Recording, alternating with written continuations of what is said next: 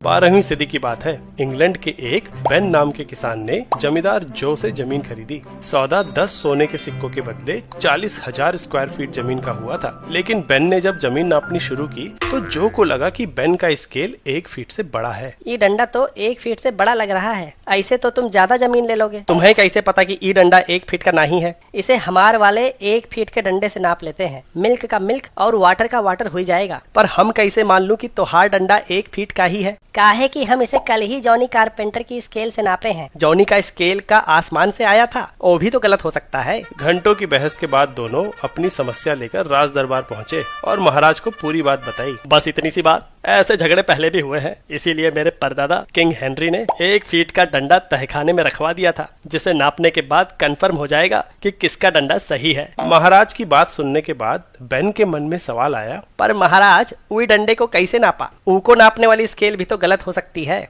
ऐसी गुस्ताखी, बेवकूफ, उसे किसी से नापा नहीं गया था। 1 फीट हमारे परदादा के 1 कदम की लंबाई थी। वो ही इस यूनिट के जन्मदाता है। लाओ तहखाने से असली स्केल। पर जब तहखाने गए तो पता चला कि वहाँ तो डंडा है ही नहीं। चोरी, तहखाने में चोरी हुई है। तो अब हमार प्रॉब्लम कैसे सॉल्व होगी? ऐसी प्रॉब्लम आगे ना हो, इसलिए वैज्ञानिकों ने यूनिट्स को नापने का स्मार्ट तरीका इजाद किया, नेचुरल कांस्टेंट्स को इस्तेमाल करके। फिजिक्स में 7 फंडामेंटल फिजिकल क्वांटिटीज होती हैं, जिनका इस्तेमाल कर हम बाकी की क्वांटिटीज डिराइव करते हैं। इन फंडामेंटल क्वांटिटीज को डिफाइन करने के लिए नेचुरल कांस्टेंट्स इस्तेमाल होते हैं, क्योंकि किसी फिजिकल ऑब्जेक्ट की तरह ये चोरी नहीं हो सकते और इनकी वैल्यू समय के साथ बदलती नहीं। यूनिवर्स में इन्हें कहीं भी नापो, हर बार फिक्स नंबर मिलता है। जैसे कि टाइम की यूनिट डिफाइन करने के लिए सीजियम एटम को लोअर से हायर एनर्जी स्टेट पे ले जाने वाली माइक्रोवेव की फ्रीक्वेंसी इस्तेमाल करते हैं। इस माइक्रोवेव के इतने ऑक्सीलेशंस काउंट करें तो 1 सेकेंड होगा। सीजियम एटम की एनर्जी स्टेट्स के लिए